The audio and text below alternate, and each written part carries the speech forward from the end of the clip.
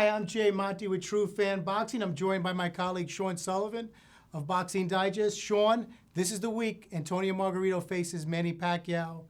I think Manny Pacquiao could maybe get a shot in the chin, and Margarito could get lucky, but this fight's not in Vegas. It's at Cowboys Stadium. What's your assessment? Right, obviously this is one of the biggest fights of the year, thanks to the Mayweather fight not happening, but nevertheless, it's going to be a great fight. You got two guys that come forward at you that have great power, and I just think that Pacquiao's speed is going to be the overall factor here. I believe so too, but now he's not fighting at 145. He's fighting at a catch weight of 150. Do you think the weight will be a problem for him? Now, I've also heard he hasn't had the best of training camps. Right, well, to get back to the weight, his last fight against Joshua Clottey was the most he's ever weighed as a professional at 145 pounds. And this fight, with it being fought for the WBC Super Welterweight title, however, there's a catch weight of 150 pounds, meaning neither fighter can weigh more than 150.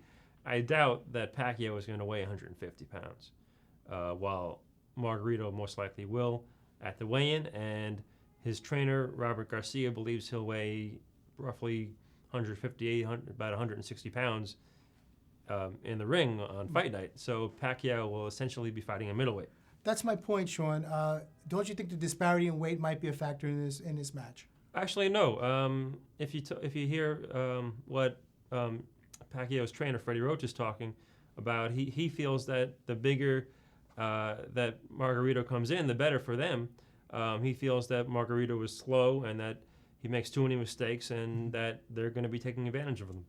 Well, Margarito certainly learned his lesson in the Shane Mosley fight. Don't you think he'll make some adjustments to Pacquiao's style? Right. And again, Margarito's trainer, Roach-Garcia, the former IBF 130-pound champion, feels that they've had a great training camp, and they have had sparring partners that resemble Pacquiao. However, admittedly, Margarito has never faced anyone near the likes of a Pacquiao before, so they're just looking for a great fight.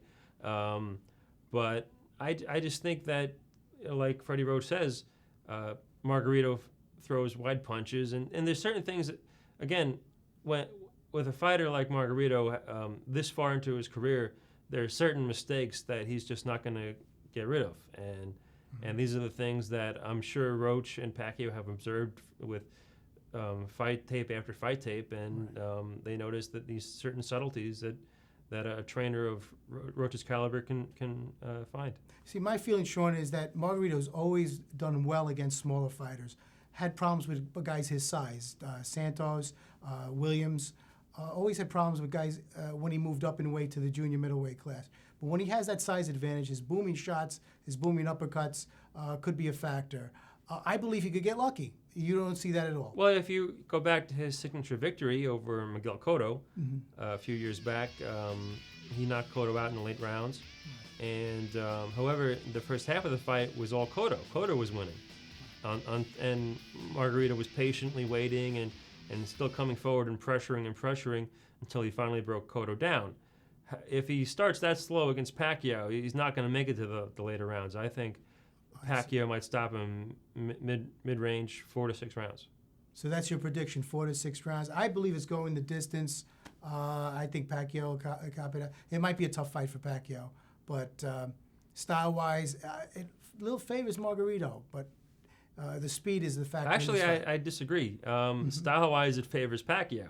Okay. Pacquiao, if you look at his fights, who's he had trouble with? The movers, the boxers. Okay. Margarito is neither one of those things. He comes right at you, pressures you, and just stays in close the whole fight if he can. And Pacquiao is going to eat him alive if he does that. Just stay in close, and he's so fast, and he knows how to use counter punching so well that he can. He's not a Pernell Whitaker per se, or a Pernell Whitaker with power, but he knows how to evade punching coming at him and countering successfully. So you believe that he'll get Margarito out of there before Mosley did? I believe so, yes, I do. Okay. Just the power factor and the speed. Okay, there's an interesting fight on the undercard. Mike Jones, unbeaten welterweight, coming up, is facing a very tough challenger, Jesus Soto Karass. Can you elaborate? Right, Mike Jones is one of the top welterweight contenders right now out of Philadelphia, and should he beat Karass, he's certainly in line for a title shot. There is a regional belt or two on the line here, but that doesn't really mean anything.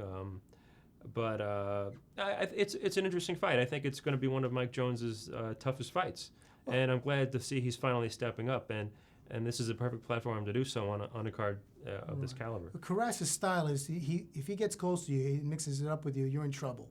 And I don't think Mike Jones is going to do that. If he does, he's in trouble, and he'll have a real tough fight. But if he uses his head, stays away, and uses his range, he should beat Karass, who is the test of his career right now. Right. And just to elaborate on a couple more fights on that card, we see here Brandon Rios is on the card. Right. As a result of Kelly Pavlik pulling out with a rib injury, in steps the lightweight contender Brandon Rios, who's coming off the greatest victory of his career that was on HBO, disqualification against Anthony Peterson.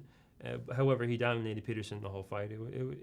Now, isn't he from the same trains at the same gym that Margarito trains at? Yes, they have the same.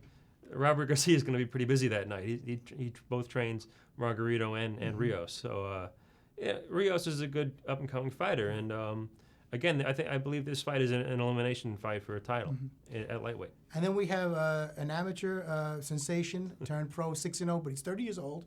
Guillermo Rigondeaux. Yeah, Guillermo Rigondeaux, the Cuban, defect, 30 years old, southpaw, and it's only his seventh fight as a pro.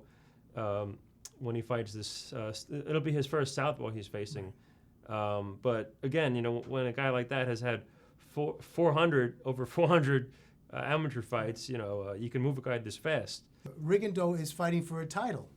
Right, it's for the interim junior featherweight title, and it's an interesting step in his budding career. Yes, it's interesting in the fighter he's fighting, Ricardo Cordoba, who sports a 37-2-2 record, and but the experience might be in Rigondeaux's favor. Most likely, yes. Now, how many people do you think are going to be down at the big event in Dallas? It's the second event now.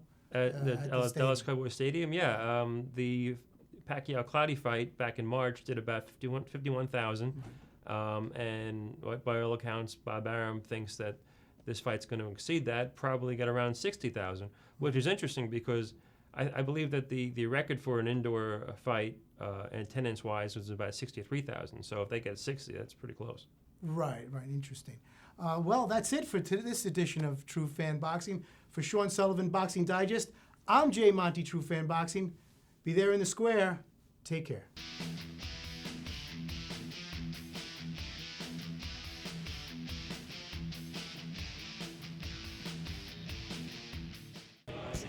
Want more?